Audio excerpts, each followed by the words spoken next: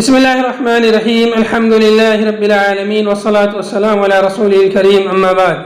مشاہدین کرام، السلام علیکم ورحمۃ اللہ وبرکاتہ۔ آج میں آپ کی خدمت میں کتاب نعمت المنان مجموع فتاوی فضیلت الدکتور فضل الرحمن المدنی رحمہ اللہ سے ایک اہم مسئلہ عید اور جمعہ کے تعلق سے لے کر حاضر ہوا ہوں کہ جب یوم عید اور یوم جمعہ اکٹھے ہو جائیں تو کیا جامع مسجد میں نماز جمعہ کے بجائے نماز ظہر پڑھ سکتے ہیں؟ اس تعلق سے آپ رحمہ اللہ سے سوال کیا گیا کہ عید الفطر یا عید الاضحیٰ اگر جمعہ کے دن اکٹھے ہو جائیں تو کیا جامع مسجد میں جمعہ کی نماز نہ ادا کر کے نماز ظہر اجتماعی طور پر پڑھ سکتے ہیں، یا جہاں صرف پنج گانا نماز ہوتی ہے وہاں اذان دینے کے بعد ظہر کی نماز ادا کر سکتے ہیں؟ اس تعلق سے اس سوال کے جواب میں آپ نے فرمایا کہ جب یوم عید اور یوم جمعہ اکٹھے ہو جائیں تو ایسی صورت میں ہر جگہ خواہ مسجد جامع ہو یا ایسی مسجد جہاں پر صرف پنج گانا نماز ہوتی ہے، رخصت ہے کہ چاہے تو نماز جمعہ ادا نہ کریں، کیونکہ عطا ابن ابی رباح رضی اللہ عنہ کی روایت صلی بنا ابن الزبیر فی یوم عید في يوم جمعة أول النهار ثم رحنا إلى الجمعة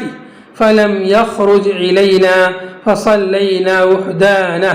وكان ابن عباس بالطائف فلما قدم ذكرنا ذلك له فقال أصاب السنة۔ یعنی عبداللہ ابن زبیر نے عید کے دن جو جمعہ کا بھی دن تھا ہمیں دن کے ابتدائی حصے میں عید کی نماز پڑھائی، پھر ہم نماز جمعہ کے لیے آئے تو گھر سے نہیں نکلے،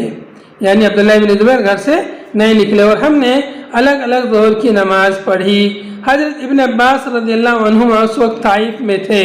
جب وہ تشریف لائے تو ہم نے ان سے اس کا تذکرہ کیا تو انہوں نے کہا کہ انہوں نے سنت کو پا لیا، یعنی ان کا عمل سنت کے مطابق ہے۔ اس حدیث سے صاف معلوم ہوتا ہے کہ جامع مسجد میں لوگ حاضر ہوئے، پھر بھی عبداللہ ابن زبیر رضی اللہ عنہ تشریف نہیں لائے اور لوگوں نے ظہر کی نماز پڑھی۔ فصلینا وحدانا سے مراد نماز ظہر ہی ہے، کیونکہ نماز جمعہ بلا جماعت درست نہیں۔ اسی طرح زید بن ارقم رضی اللہ عنہ کی حدیث ہے صلی العید ثم رخص فی الجمعۃ فقال من شاء ان یصلی فلیصلی، یعنی رسول اللہ صلی اللہ علیہ وسلم نے عید کی نماز پڑھی اور جمعہ کے بارے میں رخصت عطا فرمائی اور پھر فرمایا کہ اسے جو پڑھنا چاہے وہ پڑھ لے۔ میں اس حدیث میں عموم ہے جو جامع مسجد اور غیر جامع مسجد سب کو شامل ہے، اور میرے علم کی حد تک کسی حدیث میں جامع مسجد کی تخصیص وارد نہیں۔ البتہ جامع مسجد میں امام ہو اور مصلیوں کی جماعت بھی ہو تو بہتر یہی ہے کہ نماز جمعہ پڑھی جائے، جیسا کہ رسول اللہ صلی اللہ علیہ وسلم نے اپنے بارے میں فرمایا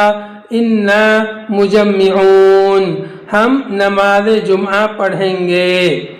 رواہ ابو داؤد ابن ماجہ وقال الالبانی صحیح۔ اور نماز ظہر با جماعت اسی وقت پڑھیں جب کہ اس سے کوئی فتنہ کھڑا ہونے کا خطرہ نہ ہو۔